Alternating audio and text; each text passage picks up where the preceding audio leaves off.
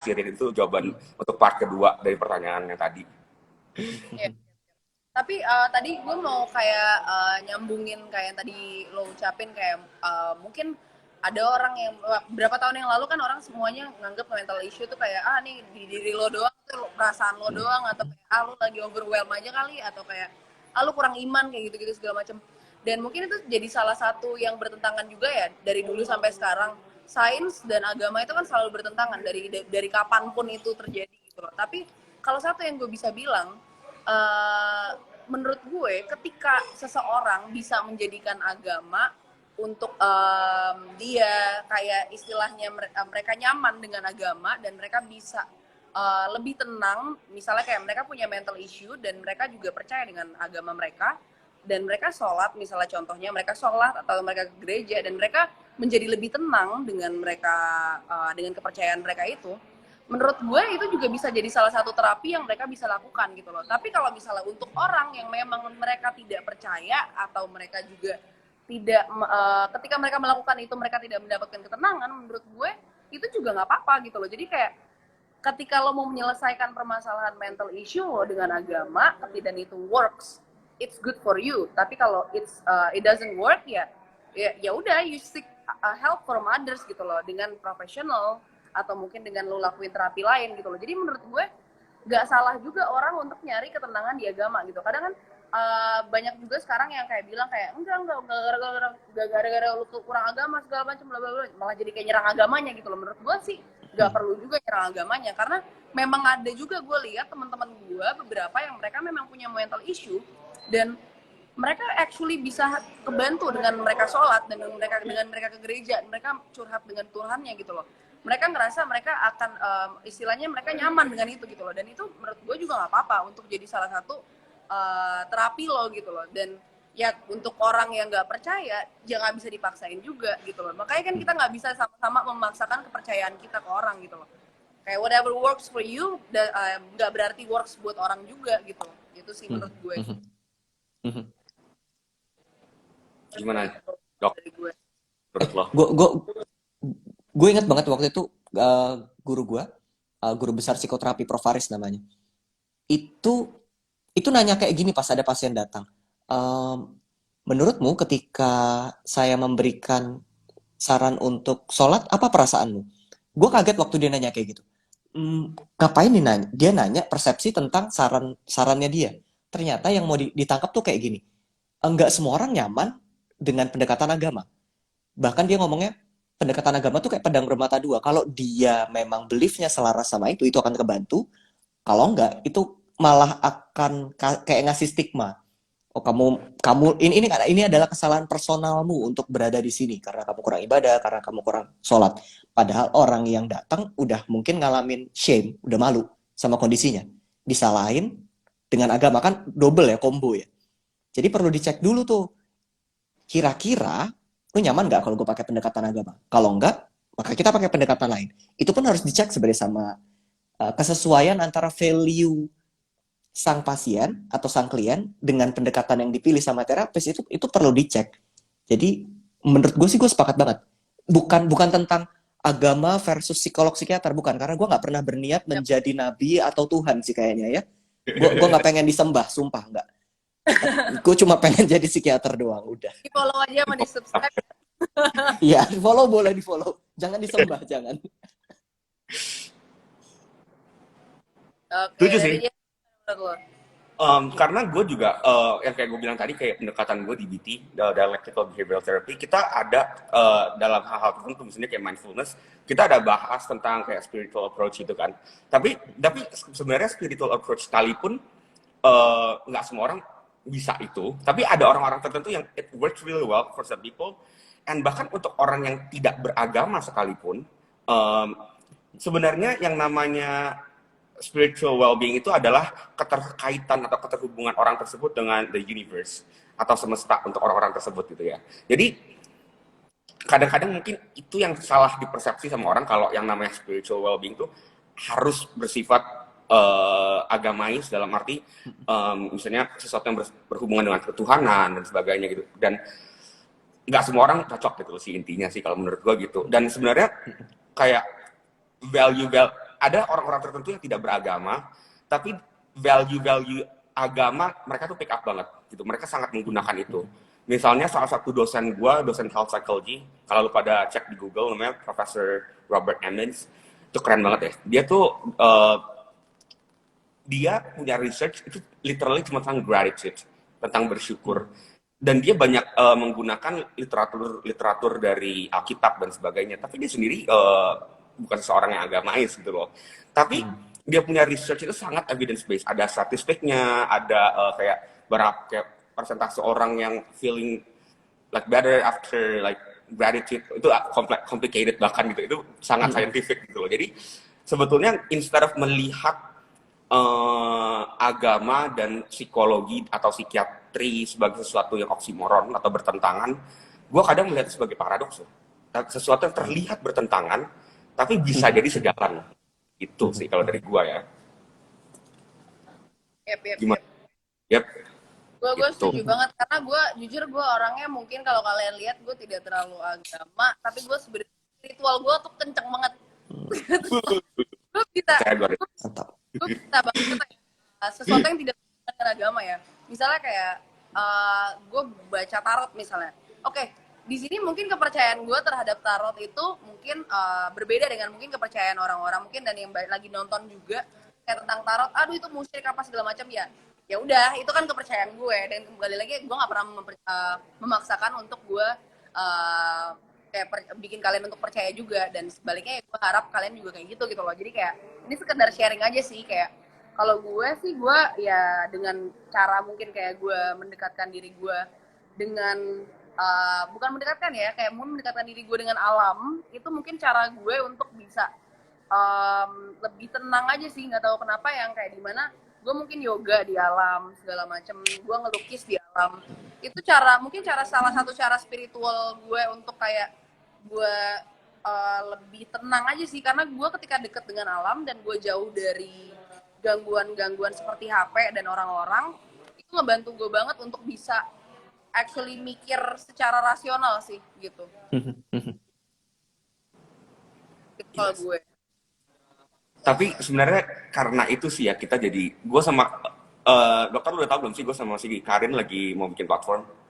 Oh iya, apaan tuh? Gue jadi penasaran. Nih, ya jadi gue sama Karin tuh pengen bikin, udah ada sih Instagramnya. Kalau lu pada teman-teman mau follow ya, namanya Digital Mental Coach, gue ketik nih, Digital Ketik. Mental Coach, supaya lu pada bisa follow. Gue pin deh. Yap. Gimana? Nah, Pin cuma satu ya? Iya, pin cuma bisa satu. By the way, untuk kalian yang baru join di sini juga, dan mungkin untuk Dr. Jimmy mungkin belum tahu juga. Jadi di Digital Mental Coach ini, karena sebenarnya aku kenal Jaren ini mungkin less than 2 months ya.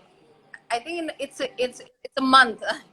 Gue kenal sama Jaren, gue baru kenal sebulan, tapi kayak we share the same, apa ya, kayak kita punya satu visi dan misi juga. Kita selama ini kayak kita ngelihat kita suka ngadvokasiin soal mental issue juga, mental illness juga, dan awareness tentang mental health. Jadi kita mikir kayak kenapa enggak kita gunakan platform kita, tapi bukan hanya platform kita doang, which is kita bikin platform baru lagi yang emang kita khususin untuk ngebahas tentang mental issues. Nah, di mana ke depannya ini long run, Dok?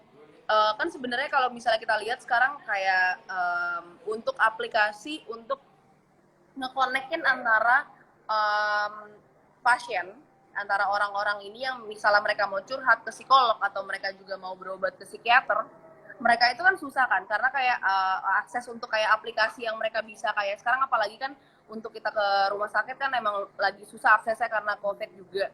Jadi kita emang kedepannya di long run kita pengen banget bikin aplikasi untuk nge-connect-in antara orang-orang tadi memang yang punya masalah dengan psikolog dan juga psikiatris yang ada di Indonesia gitu loh. Dan sebenarnya kalau mungkin sekarang kalian bisa cek itu ada di Halodoc, cuman mungkin mereka tidak menspesialisasikan di sana, cuman kita pengen banget punya satu aplikasi yang emang ngespesialisasiin di sana, dan kita juga pengen bikin aplikasi ini di Digital Mental Coach ini, di mana kita nanti mereka tuh bisa kayak jadi ini kayak diary digital gitu loh, Dok. Jadi misalnya kayak ketika mereka mau kayak oke, hari ini gue lagi ngerasa apa, ngerasa sedih atau ngerasa senang segala macam, mereka bisa kayak put jurnal mereka kayak, jadi nanti kayak selama sebulan bisa dilihat nih kenapa lo sedih seneng segala macam bla bla bla. Terus juga kayak ada automated message yang dimana bisa juga ngejawab pertanyaan-pertanyaan mereka gitu sih. Cakep nih projectnya nih. Kedepannya gitu sih kita Dukung. Gue udah bilang sama Karin, gue nggak mau bikin kayak platform yang ecek-ecek gitu loh. Dan gue sayang lah edukasi gue dari US gitu kan. Dan at the same time, iya maksudnya sayang gitu. Bener sayang banget. Kita nggak bisa memungkiri Karin tuh sangat besar gitu namanya di Indo kan. Gue pengen mengkawinkan dua itu, ilmu yang gue punya sama apa ya, ibaratnya kayak sesuatu yang Karin punya, itu gue pengen gabungkan. Dan kita pengen bikin sesuatu platform yang kalau bisa terbesar di Indo untuk mental health gitu loh. Dan gue juga udah ngobrol sama Karin gimana kalau kita kan ini udah mulai zaman masuk ke era-era metaverse juga gitu kan. Sekarang karena ada COVID dan sebagainya, gue pengen menggabungkan itu karena selama ini kalau kita konsul misalnya melalui elektronik atau apa namanya online gitu kan, kita sebenarnya kadang-kadang cuma bisa lihat muka gitu kan, lihat mata, but sebenarnya gerak-gerik micro expression dan sebagainya itu kayak juga penting. Dan orang-orang tertentu banyak loh teman-teman gue yang bilang gue lebih prefer ketemu langsung, tapi nggak bisa. Jadi kayak gue pengen menggabungkan konsep metaverse misalnya dengan salah satu dengan VR gitu ya, dan juga dengan platform ini gitu. Dan juga sekarang misalnya kayak crypto segala juga lagi cukup gede kan, itu juga pengen gue gabungin gitu loh. Dan menurut gue itu sesuatu yang sangat perlu kita coba gitu ya nggak sih Rin? Kayak lu excited banget gak sih? Gue excited. Ntar dokter Jimmy jadi salah satu dokter kita ya, ntar kita bikin dokter premium kita deh. Ntar tolong bayar gue pakai Bitcoin ya. kunci iya gitu. Jadi menurut gua itu dalam berapa bulan ke depan ya Rin? Target kita 3-6 bulan ke depan ya. Misalnya kita sesuai dengan jadwal, kita pengen banget run di tahun ini, mungkin akhir tahun. Tapi ya doakan aja dulu ya guys semuanya. Iya. Kan dan itu benar gue juga gabungkan dengan sistem EHR atau Electronic Health Record ya, yang dari US kayak lu bisa submit prescription atau resep dokter, terus kayak lu bisa track anamnesis atau history lu, dan itu semua bisa langsung di-share internationally gitu loh. Kayak gue pengen banget bikin sistem kayak gitu. Dan gue juga gini sih, karena kan sebenarnya dok yang kayak kita lihat sekarang mungkin banyak banget orang yang udah mulai sadar dan juga peduli tentang mental issue, dan mereka pengen banget untuk dapat diagnosa yang secara tepat juga dari profesional gitu kan. Tapi kan problem mereka kadang terhalang di dana atau finansial. Nah, kita pengen banget juga ngebantu dari sisi itunya. Jadi kayak gimana ceritanya nih kita bisa bikin aplikasi yang memudahkan mereka juga secara ya pokoknya lebih efektif juga, kemudian juga lebih terjangkau juga, di mana mereka bisa konsultasi mungkin by chat ataupun by video call with psikolog-psikolog dan juga psikiater-psikiater dari seluruh Indonesia gitu.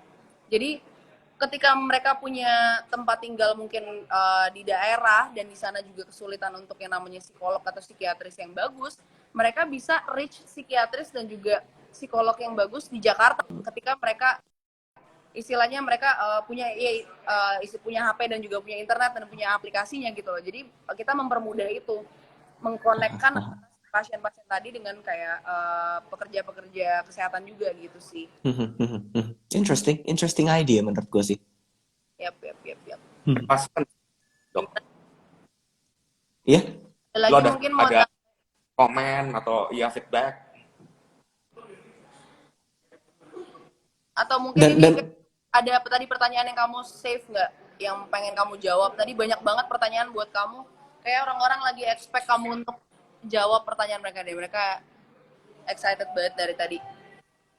Ada 50. Gue nggak bisa scroll. Handphone gue kayaknya bermasalah deh. Gue nggak bisa scroll. Dari samping deh dok. Dari samping Jadi ditarik ke bawah dulu, abis itu kamu tarik ke atas. Sampai. Tarik ke. Oh iya bisa. Wow, cool. Itu bukan sampai kamu emang Instagram lagi error dari kemarin. By the way, aku nggak bisa live sendiri. Jadi kayak live aku nggak tahu somehow di block. Gara-gara kayak aku Ah, violate Instagram rules. Gara-gara kemarin aku nge-share liquid gue. Liquid vape. And then oh. terus kayak for some time aku nggak bisa live sendiri. Jadi kayak harus ada orang live dulu sama aku. And then aku join live-nya. Total Kayak fucker. Iya, iya, iya. By the way, sebenarnya banyak kok psikolog psikiater yang bagus juga di daerah, cuma mungkin nggak ke highlight orangnya. Menurut gua pentingnya aplikasi kayak gini kita nggak terbatas dengan lokasi jadinya. Mm-mm. Yep. It's a good idea. Banyak teman-teman gue yang oke banget tapi memang lebih suka nggak tinggal di kota gitu misalnya. Iya, Itu perlu di spotlight yang kayak gitu-gitu. bener-bener. Mm-mm. Bisa nggak dok? Ada. Nope. Gue keep coming ke komen paling bawah, scroll ke atas, balik lagi kayak Instagramnya deh emang. Oh nih, mungkin ada satu pertanyaan nih, aku pengen tanya ke dokter kali ya. Mungkin 3 pertanyaan lagi kita jawab, mungkin dari buat satu, mungkin siapa yang mau jawab dari antara kalian berdua kali ya. Aku Mm-mm. ada pertanyaan sebentar.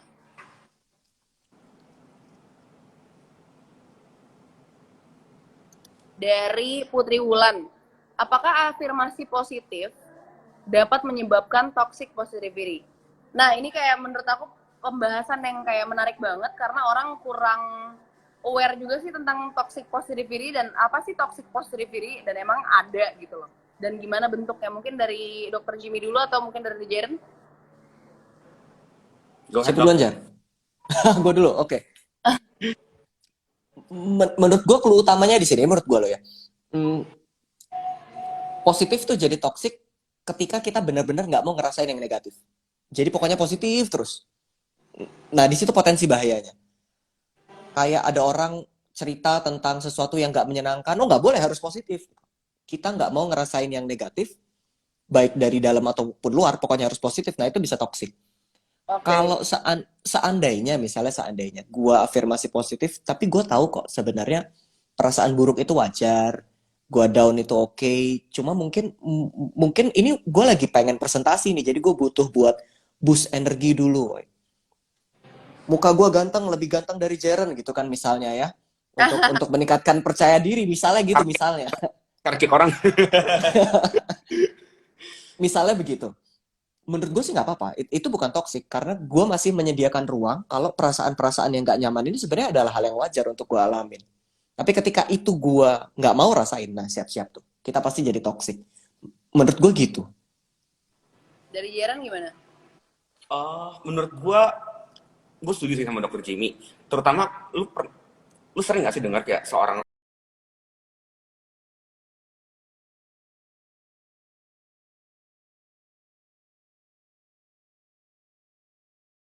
lu menginvalidasi emosi negatif.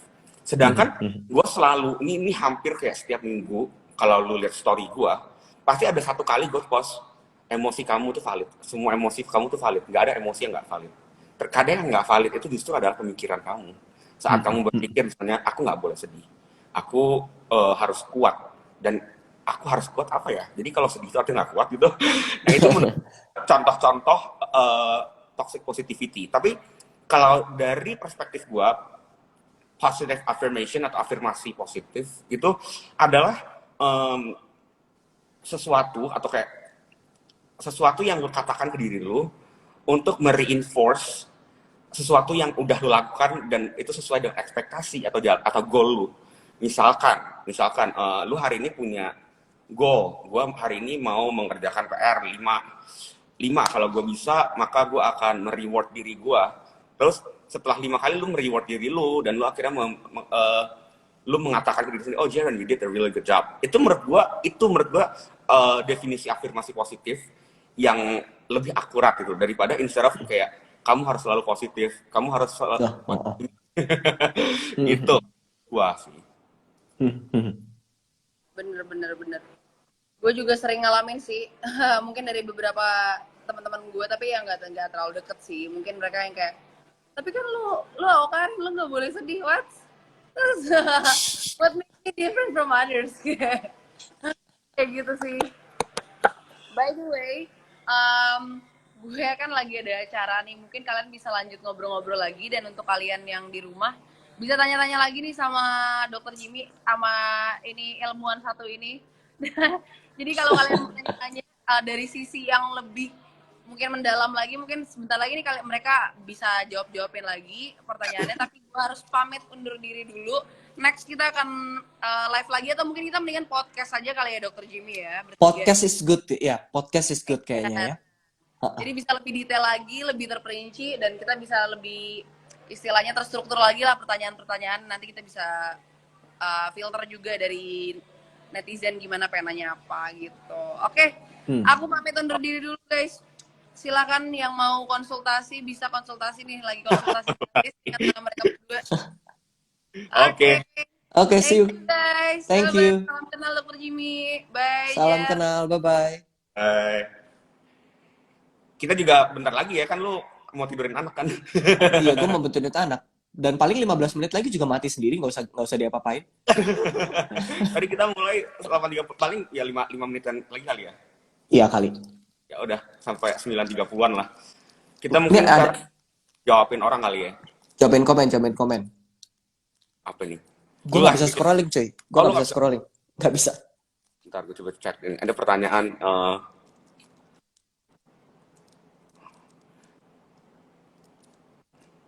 Yang gue lihat paling banyak hari ini tuh tentang panic attack sih. Anxiety, panic attack, panic disorder. Saya cemas, anxiety secara ya. Oke, mau bahas dikit gak? Boleh. Ya satu pertanyaan cukup ya. Karena itu paling Iya, banyak. itu banyak itu. Cemas, panik, gue bahas yang mana nih? Banyak bener nih. Well, kalau gue sih melihat sebenarnya itu semua itu under spectrum anxiety, kecemasan. Mungkin kita bisa bahas yang in general aja kali, anxiety itu gimana gitu. Bener juga. Itu kan spektrum ya. Iya. Ada cemas, ada panik, ada fobik, itu kalau dibahas satu-satu sampai besok. Menurut gue kalau kita mau ngelihat spektrum kecemasan, kita bisa ngelihat karakteristik khasnya kali ya. Ada sensasi fisik di sana, either itu tense, otot yang menegang, atau ada keluhan di beberapa keluhan fisik yang mungkin nggak spesifik, sakit perut, sakit kepala, ganti-ganti ke dokter bilang nggak apa-apa, tapi bolak-balik rasa sakitnya. Atau juga ada komponen, selain komponen fisik, ada komponen perasaan juga nih.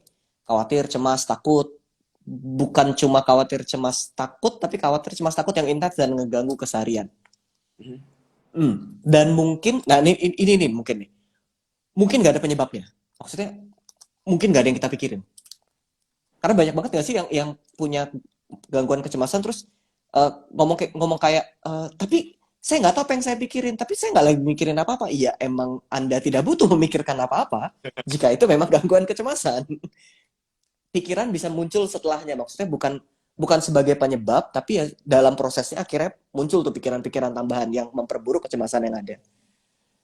Dan itu kemana-mana akhirnya, ada masalah tidur, ada fungsi kita terganggu secara sosial, mungkin bahkan sampai nggak berani keluar rumah karena takut ada apa-apa di luar rumah dan lain sebagainya. Itu kan spektrum yang lain lagi, tapi masih dalam kecemasan. Gue jadi bingung, ini ngomongnya bisa jadi panjang nih. Tapi menurut gue itu deh, yang pendeknya itu kayaknya ya.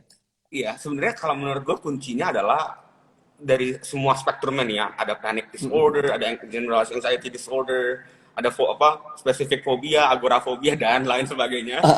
Sebenarnya dua yang mereka selalu share itu adalah anxiety itu sendiri, perasaan emosi kecemasan, dan avoidance. Orang itu apa yang menyebabkan kecemasan atau ya nggak ada, gue nggak tahu apa yang gue cemasin, tapi ya mereka cari cara untuk mensupras itu juga udah termasuk avoidance itu. Dan sebetulnya yang mau gue soroti adalah orang-orang mereka banyak yang mengalami kecemasan tuh mereka berpikir kayak ya mereka lebay, gue overthinking, gue lemah, gue kenapa gitu ya, gue orang lebay. Dan teman-teman yang mereka pun akhirnya memberi afirmasi, emang lo sensitif banget sih, makin parah gitu loh. Padahal yang ini dari sudut pandang gue lah ya, ini dari sudut pandang bagi ilmuwan biologi dan psikologi, orang yang punya gangguan kecemasan apapun itu dari spektrum itu pun punya disregulasi atau punya masalah di otak mereka. Secara kimiawi di otak mereka tuh ada yang altered, ada yang berubah gitu loh. Kalau yang salah satu nama senyawa kimiawi yang paling terkenal itu adalah epinefrin atau adrenalin dan norepinefrin, noradrenalin. Orang-orang yang punya gangguan kecemasan atau kayak panic disorder atau panic attack itu beda. Cuma gue nggak bahas hari ini. Itu Enggak, panjang. kan? Itu tuh kayak mereka ada flooding kayak kebanjiran norepinefrin itu selama sekian detik gitu. Jadi kayak mereka tuh kayak deg-degan, terus mereka nafas jadi cepat, akhirnya mereka merasa kayak takut banget. Dan itu pun it doesn't mean that you are freaking weak, it's your biology gitu loh. Dan ada faktor lingkungan, faktor sosial, dan menurut gua itu yang harus destigmatisasi gitu loh di Indonesia. Kalau penyakit mental itu ya nggak ada bedanya sama diabetes, penyakit jantung. Mereka juga ada biological pathway-nya gitu loh. Kalau misalnya penyakit jantung misalnya ada cardiac arrest gitu, orang yang udah mau meninggal gitu, atau ada atherosclerosis, itu kan semuanya bisa kelihatan pakai mata kan. Sebenarnya gangguan mental pun akan bisa, cuma mungkin karena lebih kecil dan teknologinya masih nggak terlalu umum gitu ya. Kayak dalam arti misalnya untuk lihat neurotransmitter kita perlu PET scan misalnya. Betul. Positron, whatever emission itu kan teknologi yang canggih gitu kan. Jadinya orang karena jadi nggak percaya duluan, apaan sih? Nggak ada. Buktinya zaman gua nggak ada tuh namanya kecemasan. Buktinya zaman gua nggak ada namanya depresi. Angkatan lu, generasi lupa ada aja generasi mecin, lemah, misalnya kayak gitu. Padahal lu ngomong kayak gitu juga kayaknya ada tanda-tanda anxiety ada. Sampai lu mikirin bisnisnya lah segala gitu loh. Sebenarnya menurut gua gitu sih. Padahal tapi kalau kita ngelihat data sebenarnya enggak loh. Kalau kita ngelihat data sebaran dari usia loh. Itu angka depresi dan cemas kan juga gede di usia 40 sampai 60 tahun dan berarti generasi yang ngomong-ngomong generasi lu, nah itu generasi lu juga di sana. Yang banyak. Nah, makanya dari itu sih menurut gua kita mungkin tahap pertama di Indonesia itu destigmatisasi sih ya mental health issues gitu loh. Dan itulah kenapa gue tuh menurut gue niche market banget gitu loh. Follower gue nggak banyak karena emang konten gue ya kayak gitu, lu tahu sendiri lah. Spesifik. Iya, tapi maksudnya itu tuh ada gitu loh, itu ada dan memang belum masuk ke Indonesia aja gitu mungkin. Kayak gue soalnya udah nanya beberapa orang kan, ada nggak sih kayak di Indonesia yang jurusan misalnya psychobiology only gitu kan. It's jarang. Kalau psikologi klinis kan ada, psikologi industri ada, tapi psychobiology itu kayak belum ada gitu loh kayak. Jadi bahkan pas kita ngadain kayak webinar aja kan banyak yang sebenarnya psikiater dan psikolog juga kan, dan for some of them, untuk beberapa dari mereka itu adalah hal yang baru gitu loh. Betul. Jadi menurut gua itu sih yang perlu banget gue tekankan, apapun mental issues kalian, yang hari ditanya ada bipolar, tadi depresi, ada panic disorder, itu tuh udah pasti adalah satu kesatuan dari faktor psikologis, faktor sosial, dan faktor biologis yang kita sebut sebagai diathesis stress model atau biopsychosocial model gitu loh. Ya gitu kalau mau di gitu loh. Ya, intinya it's not only you, maksudnya bukan secara personal salahmu, it's in your body. Ada di badan. Jadi minum obat itu ya memang untuk di badan karena memang gangguan jiwanya ada di badan. Jadi jangan heran kenapa psikiater ngasih obat padahal kan gangguannya di jiwa. Ya itu di badan. It's in here. Jadi nggak apa-apa. Gue selalu ngomong ke kayak klien gue yang bertanyakan, bisa nggak sih gue kenapa sih perlu obat? Obat kan bikin ketergantungan. Well, sebenarnya definisi ketergantungan belum tentu tepat. Satu ya, kedua adiksi itu beda loh sama dan sama banyak lah itu beda kan. Tapi ada same time gini, kalau lu mau lihat dari sudut pandang itu, misalkan orang yang pincang dan dia menggunakan tongkat setiap hari, apakah artinya dia orang yang lemah? Apakah artinya dia ketergantungan dengan tongkat dan itu tidak baik untuk dia, kan enggak juga gitu. Memang segala sesuatu ada efek sampingnya, gue setuju. Cuma sebagai profesional kan kita selalu menimbang-nimbang kan yang lebih banyak benefit atau drawbacks-nya. Dan jangan salah, orang yang punya mental disorders itu banyak banget efeknya ke kesehatan lu yang lain juga, bisa merambat juga. Sebagai contoh, orang stres nih ya, belum sampai jadi disorder gitu ya. Yang kalau mengalami stres kronis itu bisa punya autoimun, itu bisa betul. perbesaran kelenjar adrenal, pengecilan kelenjar thymus, itu yang gue bahas di webinar gue. Banyak banget, dan itu bisa orang, bahkan angka kematian, ini ada studinya, angka kematian orang karena penyakit jantung itu banyak banget keterkaitannya sama orang yang punya anxiety. Berarti itu di sana ada sesuatu yang ada missing linknya gitu loh. Jadi lu lebih pilih mati sakit jantung atau makan obat yang mungkin ada bersampingnya. Pasti nggak sebanyak, maksudnya kita sudah memperhitungkan itu gitu nggak sih? Setuju nggak sih? Setuju. Ya, gue juga nggak pengen ngasih obat biar lu terus-menerus ketergantungan dan datang terus. Poin utamanya bukan itu. Kalaupun memakai jangka panjang, beberapa bulan maksudnya di sini, ya konteksnya adalah kita pengen adjusting ulang biology sistemnya supaya kesehatan, bukan cuma kesehatan mental, betul. Ini nggak banyak yang bahas kesehatan mental tuh ada kaitannya erat banget bahkan sama kesehatan fisik. Ya biar badan kita juga sehat. Sehat itu ya menyeluruh. Gue tiap hari minum susu. Nggak disarankan sih. Ada beberapa orang nggak cocok sama dairy product. Gue suka aja. Dan gue nggak punya masalah. Bukan endorse. Tapi kan gue nggak ketergantungan ya. Gue emang suka aja, nggak masalah. Dan kalau emang butuh ya kenapa? Tiap hari gue minum air. Tiap hari kita makan. Kan bukan ketergantungan makan, ketergantungan minum kan ya? Exactly. It's not the same thing. Dan gue bisa kasih ini yang paling simpel aja ya. Contohnya orang depresi itu ya punya disregulasi atau kerusakan saya pada sistem dopamin atau norepinefrin atau serotonin gitu misalnya di otak mereka kan. Dengan kita misalnya makan obat yang jenisnya misalnya SSRI atau selective serotonin reuptake inhibitor, ya itu kan fungsinya untuk menambahkan serotonin di otak kita. Jadi sebenarnya ya sama aja kayak kalau kita misalnya kita dehidrasi kurang air, ya kita minum air gitu loh. Itu sebenarnya analoginya kan kayak gitu. Jadi itu Betul.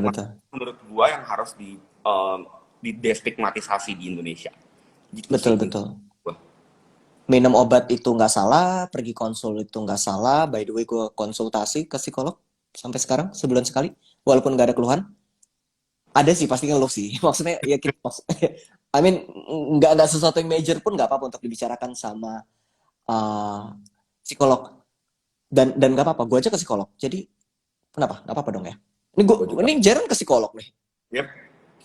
Gue mungkin next lah ya kita bahas. Gue kan sekarang ya belum gitu ada nama ya. Pas orang oke poin hidup gue bakal bahas. Gue pun punya mental health struggle dan pada akhirnya kenapa gue ambil jurusan psikologi dan ambil 4 jurusan selesai dalam 5 tahun tuh ada sebabnya. Bahkan gue buka dikit nih ya, gue pernah melakukan percobaan bunuh diri sampai gue masuk rumah sakit di US 2 kali, dan itu namanya 5150 sama 5250. Itu kayak involuntary atau secara tidak itu gue nggak punya hak untuk katakan no gitu ya. Gue dibawa ke rumah sakit, pas gue udah masih selesai attempt itu gue udah di ambulans gitu. Temen gue telepon 911. Dan gue sebagai mental health advocate yang menurut gue sangat vokal sampai detik ini pun gue masih take meds every day. Dan gue nggak malu untuk mengatakan itu gitu loh. I take fluoxetine kayak Prozac kan kalau di Indo, atau kebalik ya, di Indo namanya apa gue nggak tahu. Prozac di sono, di sini nggak ada. Nggak ada ya. Tapi Fluoxetine kan. Buspar itu gue konsumsi tiap hari, dan kalau saat gue konsumsi itu gue sangat stabil gitu loh. Dan menurut gue tuh nggak ada yang salah buat gue gitu sih. Mantap. Dan walaupun gue sebagai terapis sekarang di US, tapi gue pun punya terapis juga gitu loh. Yang nanganin tiap minggu, tiap Rabu. Makanya kalau kayak jam 12 malam gitu di Indo, gue nggak bakal pernah balas karena gue lagi konseling. Bukan gue konseling, gue yang lagi konseling gitu. Every week ya lo? Gue sebulan sekali sih. Ya. Dan mantap. Padahal gue melakukan BT, tapi terapis gue juga di BT gitu. Jadi ya, I think it's human gitu loh. Itu nggak ada salah sih. Nggak ada. Atau kalau misalnya, kan gue juga penyanyi ya, sebagai singer gue melihatnya sebagai penyanyi level Agnes Mo aja, penyanyi level KB atau penyanyi level idol-idol gitu, Benar. Ha-ha. Cristiano dan Ronaldo tuh punya pelatih. iya, makanya. So, nggak masalah sih menurut gua. That's Itu okay. Gue suka nih obrolan hari ini seru banget. terus sih. Kita kayak harus nge-live lagi nih ya. Ya lanjutin aja. Boleh banget. Yuk, oke deh. Mantap. By the way, gue kayaknya udah dipanggil nih. Oke, aku juga Anak udah tinggal anak 4%. anak mulai menangis. Ya udah, kalau gitu kita udahin Oke, dulu hari ini. Thank you banget, gengs. Follow thank you. gua, Jerem, follow Dr. Jamie Ardian biasanya, follow Digital Doctor, follow Alkarit, nggak usah lah ya. Itu Gak udah usah, lebih banyak followernya. Itu nggak udah, usah di endorse dia. nggak perlu di endorse lagi itu. Nggak perlu, nggak usah. Abaikan. Oke, Oke, thank see you you, ya. Jen. Thank you. Oke, bye.